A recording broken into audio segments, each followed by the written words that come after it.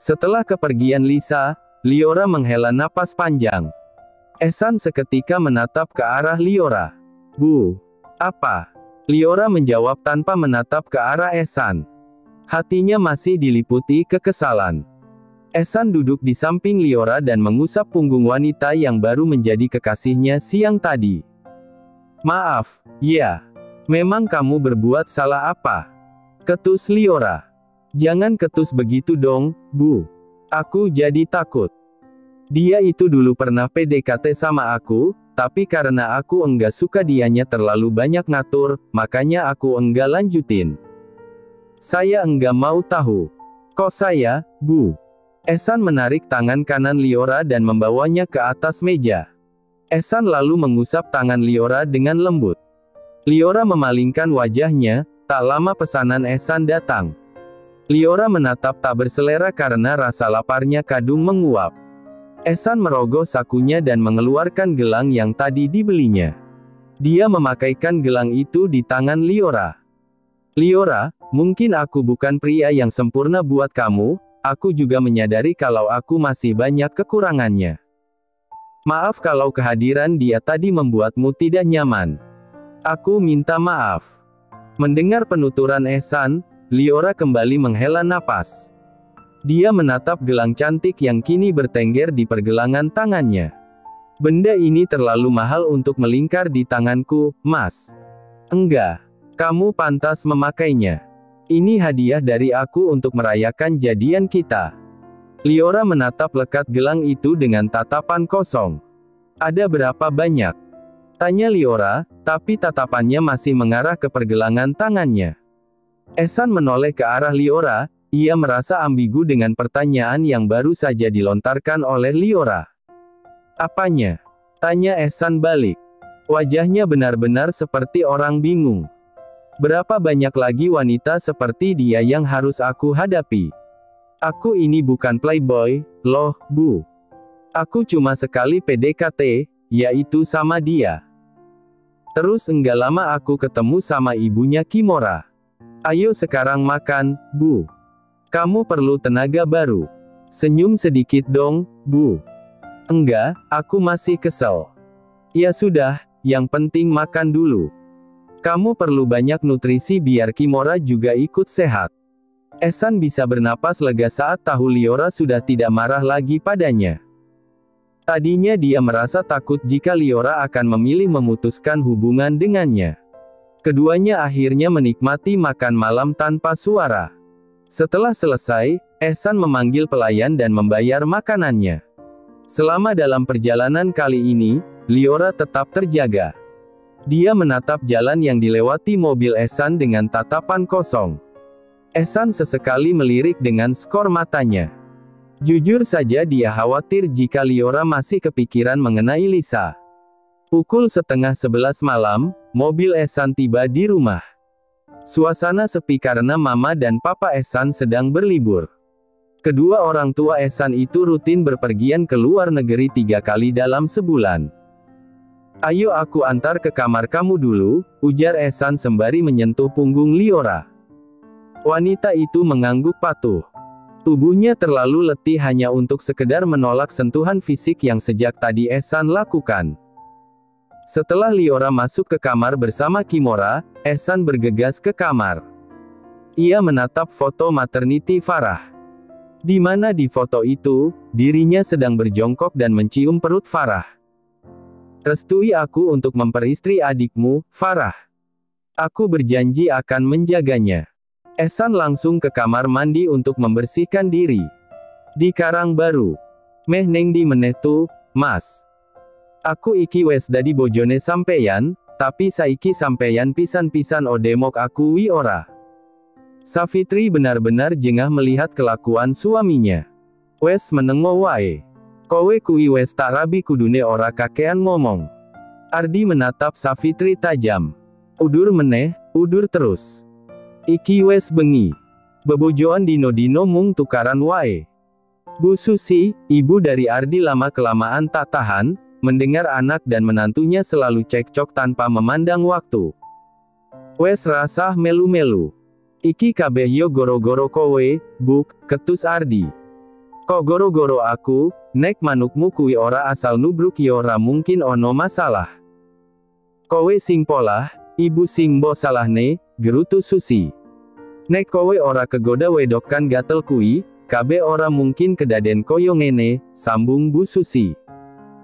Ardi hanya mendengus mendengar ucapan ibunya, dia akhirnya meraih ransel yang sejak tadi memang dia siapkan untuk pergi dari rumah itu. Mas, ojo lungo. Aku dilit engkas lairan, Mas, ujar Safitri mengiba. Ora urus. Ardi bergegas naik motor dan pergi meninggalkan istrinya yang tengah mengandung. Safitri menangis sesenggukan. Bu Susi hanya diam karena dia pun juga tidak bisa berbuat banyak untuk menantunya itu. Ardi berniat pergi untuk mencari Liora. Dia berharap bisa bertemu dengan wanita itu karena dia benar-benar penasaran. Sejak ada bayi yang dikubur di pemakaman itu, dia selalu dihantui mimpi buruk dan Ardi merasa sangat terganggu. Ardi berhenti di sebuah pos di mana semua teman-temannya berkumpul. Pria berusia 26 tahun itu langsung turun dari motor dan menghampiri teman-temannya. Sopo sing sidomelu? Tanya Ardi. Aku karo Gatot. Salah seorang teman Ehsan menjawab. Yo ayo, saiki wae. Ngombe-ngombe sek, kene, ujar Gatot yang terlihat sudah teler berat. Bicaranya pun sudah seperti orang kena stroke. Ardi akhirnya duduk dan menenggak minuman beraroma menyengat itu dalam sekali teguk. Sesaat ia jadi melupakan tujuannya, dia terus minum hingga kepalanya terasa pusing. Ardi menyandarkan tubuhnya di tembok, ia duduk di sebelah Gatot dan Rustam. Beberapa teman-temannya yang lain berkumpul sambil bermain gaplek. Kumpulan Ardi ini sebenarnya adalah kumpulan pemuda-pemuda yang tak ada gunanya. Setiap hari mereka selalu berkumpul di sana dan berbuat onar. Beberapa warga kampung sering dibuat kesal dengan keberadaan mereka. Namun, mereka juga tidak bisa berbuat banyak, karena ayah Ardi merupakan kades di kampung itu. Pos yang seharusnya menjadi tempat para warga desa untuk ronda, kini selalu dikuasai oleh pemuda-pemuda tak berguna itu. Hingga warga memilih mengalah daripada harus berurusan dengan ayah Ardi itu. Seminggu setelah liburan, Ehsan sering pergi pagi-pagi sekali dan pulang larut malam. Dia tak sempat bertemu dengan putrinya dan juga Liora. Meski begitu, Ehsan selalu menyempatkan diri untuk menghubungi Liora di saat ada waktu luang. Namun, hari ini ada yang berbeda. Sudah berkali-kali Ehsan menghubungi Liora, tapi panggilannya tidak tersambung dan hal itu membuat Ehsan merasa cemas. Selama dia memimpin rapat tahunan, pikirannya menjadi tidak fokus. Kita stop dulu. Nanti kita lanjutkan usai istirahat. Ehsan segera keluar dari ruang rapat. Dia bergegas ke ruangannya dan mengambil ponselnya. Ia melihat ada 3 panggilan dari nomor rumahnya, alis Ehsan langsung bertaut. Hatinya tiba-tiba diliputi perasaan cemas. Ehsan pun akhirnya menghubungi nomor rumahnya. Halo, Mbok. Apa? Bagaimana bisa? Aduh, terus gimana, Mbok? Ya sudah, saya titip Kimora dulu. Ya, Mbok. Nanti selesai rapat saya akan segera pulang. Ehsan tercenung, pantas saja perasaannya sejak tadi tidak enak. Dia menghela napas panjang. Padahal kemarin dia baik-baik saja. Ehsan mempercepat rapatnya, dia ingin segera sampai di rumah dan menjumpai Liora. 1 jam kemudian Ehsan sudah tiba di rumah, dia langsung ke atas menuju kamar putrinya. Saat membuka pintu, Ehsan melihat Mbok Nah menggendong Kimora sedangkan Liora berbaring di sofa. Kok tidur di situ, dia, Mbok? Iya, Den. Tadi sudah saya suruh tidur di kasur aja, tapi dia nolak. Katanya nanti kalau Kimora mau minum, saya kesusahan. Ya sudah, sekarang kalau Kimora udah tidur pindah ke box aja, Mbok. Biar saya yang nanti bujuk Liora. Mbok Nah pun langsung meletakkan Kimora di box bayinya dan lalu keluar dari kamar itu. Entah mengapa Mbok Nah merasa aneh dengan sikap tuan muda di rumah itu. Apa ini hanya perasaannya saja? Ehsan meletakkan jasnya di tepi sofa. Ia menggulung kemejanya hingga ke siku. Ehsan berjongkok di depan Liora. Ia menyentuh kening Liora yang terasa sangat panas. Bu, kamu kok sakit enggak bilang-bilang aku, sih? Kamu pasti kecapean yang ngurus Kimura sendirian. Ehsan menyingkap selimut Liora dan lalu perlahan mengangkat tubuh Liora dan memindahkan Liora ke ranjang. Aduh, kok tadi lupa nanya Simbok, dia udah makan apa belum? Udah minum obat belum? Gumam Ehsan kesal. Pria itu lantas duduk di tepi ranjang dan menatap sendu pada kekasihnya itu. Dia merasa menjadi kekasih yang paling buruk, saat ia melihat pasangannya kini sedang berbaring tak berdaya seperti ini. Sabila, lirih Liora. Ehsan menatap Liora dengan alis bertaut dalam. Sabila, siapa Sabila? Apakah itu nama putri Liora? Gumam Ehsan. Bu, bangun. Ehsan mengusap lengan Liora yang terasa menyengat karena panas. Sabila, ibu ikut. Aduh, gimana ini? Bu, bangun, Bu. Jangan bikin aku takut, Bu. Ehsan menggoyangkan lengan Liora sedikit kencang setelah mendengar igauannya. Dia tidak mau kehilangan lagi. Jujur dia tidak siap. Dia terlanjur menyayangi wanita ini. Perlahan kelopak mata Liora terbuka, ia tersenyum tipis saat melihat wajah Ehsan. Kok udah pulang, Mas? Kamu jangan sakit, Bu. Aku tadi kaget saat Mbonah bilang, kamu hampir pingsan. Kamu pasti kecapean ya? Pantes kok pulang cepat, sahut Liora lirih. Kamu udah minum obat, Bu? Belum, Mas. Tadi aku langsung tidur udah enggak tahan. Kok bisa sakit, sih? Tanya Ehsan. Aku ini cuma wanita biasa, Mas. Bukan Wonder Woman. Wajar kalau aku bisa sakit juga. Ya, udah. Kamu rebahan dulu. Aku panggil Simbok dulu buat siapin makan kamu. Liora mengangguk, Ehsan sekilas mencium kening Liora yang masih terasa begitu menyengat. Liora melirik ke box bayi Kimura. Senyumnya berubah sendu. Dia tak tahu kenapa dari semalam dia terus bermimpi melihat Sabila putrinya. Sudut hatinya mendadak terasa nyeri. Jika boleh jujur, ia juga merindukan putrinya. Dia ingin mendatangi makam putrinya, tapi dia masih belum berani menginjakkan kakinya ke kampung Karangbaru. Tak terasa air mata Liora kembali menetes. Dia tiba-tiba begitu sedih saat mengingat putrinya kembali.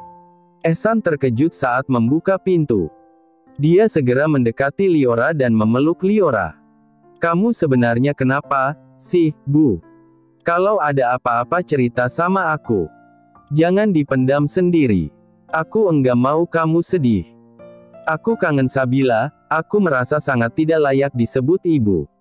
Aku bahkan tidak tahu di mana letak makamnya, bagaimana kondisi makamnya sekarang. Aku ibu yang buruk, Mas, ujar Liora sesenggukan. Ehsan tak tahu bagaimana harus menghibur Liora. Dia hanya bisa mengusap punggung Liora hingga tangisan Liora mereda. Bu, aku enggak tahu harus berbuat apa agar kamu tidak sedih lagi, tapi aku bisa menjanjikan satu hal padamu. Setelah nanti kamu sembuh, ayo kita kunjungi makam anak kamu, Bu. Liora seketika langsung mengurai pelukan Ehsan dengan hentakan halus. Dia mendonggak menatap wajah Ehsan untuk mencari kebohongan dari sorot mata pria itu, tapi Liora hanya melihat ketulusan dari tatapan mata Ehsan. Tapi, aku akan menemanimu, Bu. Apa yang kamu takutkan? Sekarang makanlah dulu, lalu kamu harus minum obat. Aku enggak mau calon ibu dari anak-anakku sakit. Dek. Ucapan Ehsan benar-benar langsung menembus ke dalam jantung Liora hingga menimbulkan debaran tak menentu. Liora menerima nampan dari Ehsan dan mulai makan. Ehsan tersenyum sambil mengusap puncak kepala Liora. Mulai sekarang, bergantunglah padaku, Bu. Ceritakan semua yang menjadi ganjalan di hatimu. Andalkan aku, Bu. Aku mau menjadi tempatmu bersandar.